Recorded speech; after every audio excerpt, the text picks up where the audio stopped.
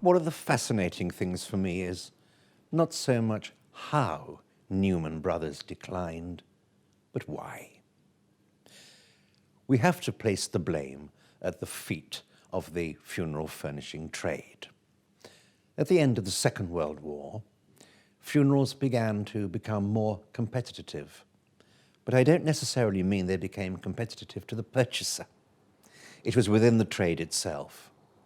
He who could be keenest with price would be he who had the greater number of funerals in any one year. Newman's were expensive, and the funeral furnishing trade has always relied on the tawdry as far as its outward display is concerned.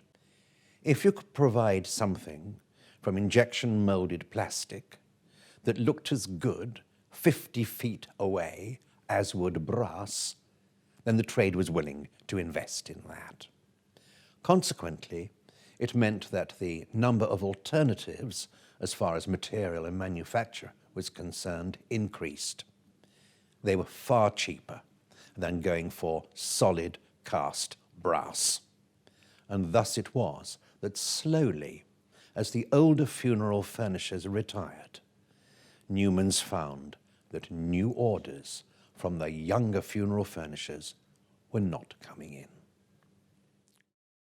Another reason for the Newman merchandise to be less popular within the trade itself was the introduction of cremation. The Cremation Society of Great Britain began in 1875 with a private crematorium at Woking. But cremation itself was not legalized in England until 1902 with the Cremation Act. It was slow to take off, and indeed it was only popular to start with amongst the professional classes. But at the end of the Second World War, cremation began to increase in popularity as far as the desires of the general public were concerned. If you are going to have a crematorium, you have to be extremely careful with that which you are going to burn.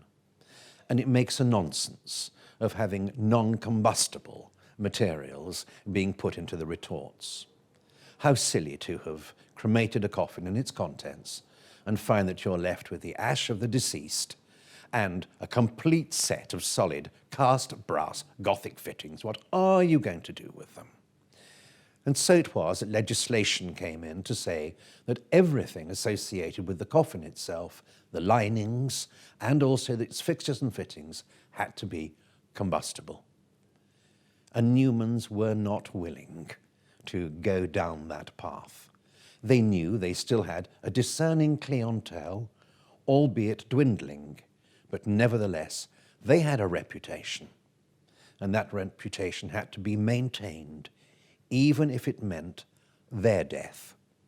And so it was that the king of the suppliers became subject to death itself. Thus the royal supplier went the way of us all.